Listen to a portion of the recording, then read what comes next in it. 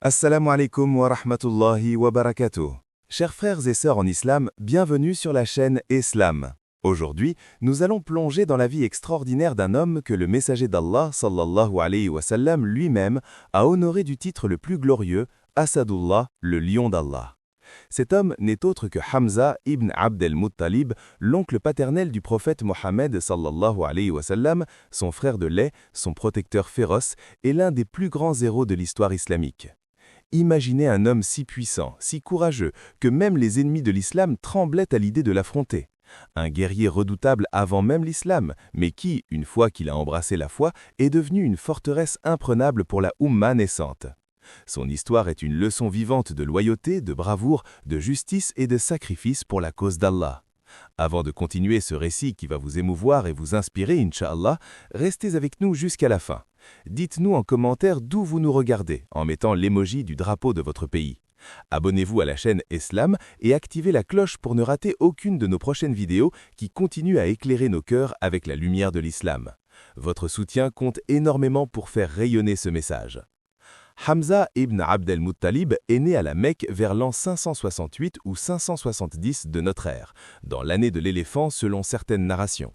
Il appartenait au clan noble des Banu Hashim, la même tribu que le prophète Mohammed sallallahu alayhi wa sallam. Son père n'était autre que Abd al-Muttalib, le chef respecté des Quraysh, celui qui avait juré de sacrifier un de ses fils si Allah lui accordait 10 enfants, et c'est Abdallah, le père du prophète, qui fut désigné mais sauvé par la suite. Hamza était donc l'oncle paternel du prophète Mohammed sallallahu alayhi wa sallam. Mais leur lien allait bien au-delà, ils étaient frères de lait. Une femme nommée Thouaïba, une esclave affranchie plus tard, avait allaité les deux, Mohammed et Hamza. Ce lien du lait est sacré en islam et il renforçait encore plus leur fraternité profonde. Dès son jeune âge, Hamza se distinguait par sa force physique exceptionnelle. Il était grand, large d'épaules, musclé comme un lion. Les Mécois le considéraient comme le plus fort et le plus brave parmi les Quraysh. Il excellait dans les arts de la guerre, le tir à l'arc, la lutte, l'équitation et surtout la chasse. On raconte qu'il adorait chasser les lions dans les déserts autour de la Mecque, d'où peut-être l'image du lion qui lui collera plus tard comme un titre divin. Hamza était un homme d'honneur. Avant l'islam, il vivait selon le code de la noblesse arabe, protéger les faibles, défendre sa famille, ne jamais reculer devant l'injustice. Il n'était pas encore musulman, mais son cœur portait déjà une noblesse naturelle qui le préparait à la vérité.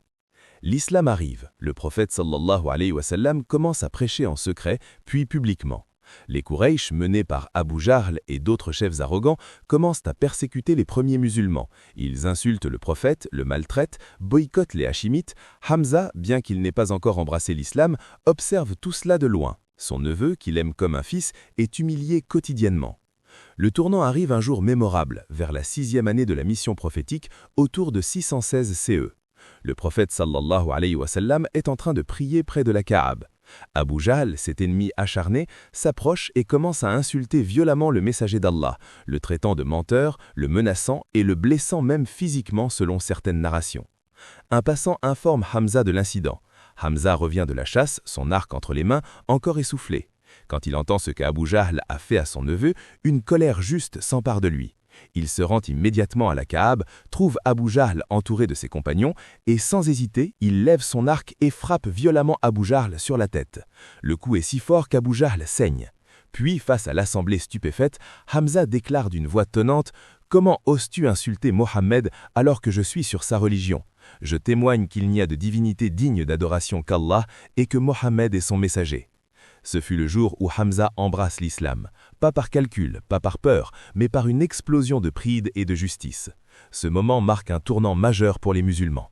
Jusqu'alors, les Quraysh pensaient pouvoir écraser la nouvelle religion facilement, mais avec Hamza de leur côté, le prophète sallallahu alayhi wa sallam gagne un protecteur redoutable.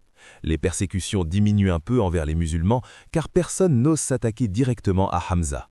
Le prophète sallallahu alayhi wa sallam fut immensément heureux. Il dit plus tard à propos de ce jour, Allah a renforcé l'islam avec Hamza. Après sa conversion, Hamza devient un des piliers de la Darwa. Il prie ouvertement, défend les faibles musulmans et affronte les Quraysh sans crainte. Quand les musulmans émigrent vers Médine en 622 CE, Hamza fait partie de ceux qui partent. Il laisse derrière lui sa position prestigieuse à la Mecque pour suivre le chemin d'Allah. À Médine, le prophète sallallahu alayhi wa sallam organise les premières expéditions. Hamza reçoit l'honneur immense d'être le premier porteur de drapeau dans l'histoire de l'islam. En Ramadan de l'an 1 de l'Hégire, en mars 624, le prophète lui confie le premier liwa pour une expédition contre une caravane quraishite. Puis arrive la grande épreuve, la bataille de Badr, en l'an 2 de l'Hégire, mars 624. Les musulmans ne sont que 313 face à plus de 1000 Qurayshites bien armés. Hamza est au premier rang. Il porte une plume d'autruche sur son casque pour être visible de loin, signe de son courage, pas de peur. Dans cette bataille décisive, Hamza brille comme un lion véritable. Il combat comme un ouragan. Il tue plusieurs champions qurayshites comme Shayba ibn Rabia et d'autres. Il affronte Utba ibn Rabia, un géant parmi les Quraysh, et le terrasse. Son rôle est crucial dans la victoire miraculeuse des musulmans. Badr marque l'ascension de l'islam et Hamza en est un des héros principaux. Mais la gloire sur terre est éphémère. Un an plus tard, en l'an 3 de l'Hégire, mars 625, la bataille d'Uhud éclate. Les Quraysh, assoiffés de vengeance après Badr, reviennent avec 3000 hommes. Les musulmans sont environ 700 au départ, puis réduits à 700 après la défection d'Abdallah ibn Bay. Hamza combat avec une bravoure inégalée. On raconte qu'il manie 2 épées ce jour-là, taillant dans les rangs ennemis. Il tue de nombreux polythéistes, plus de 30 selon certaines narrations. Il protège le prophète comme un bouclier vivant. Mais les Quraysh a juré vengeance. Hind ibn Utba, la femme d'Abu Sufyan, dont le père Utba avait été tué à Badr par Hamza, a promis la liberté à un esclave abyssin nommé Wahshi s'il tuait Hamza. Wahshi, expert au javelot, guette Hamza pendant la bataille.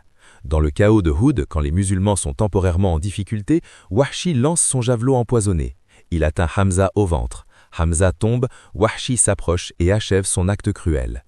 Hamza ibn Abd al-Muttalib, le lion d'Allah, est martyrisé, à l'âge d'environ 57-59 ans. Son corps fut mutilé par les ennemis, une barbarie qui montre leur haine.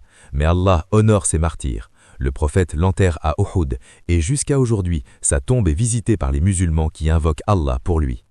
Hamza n'est pas seulement un guerrier, il est un exemple de transformation, d'un homme fier de la Jahiliya à un serviteur soumis à Allah.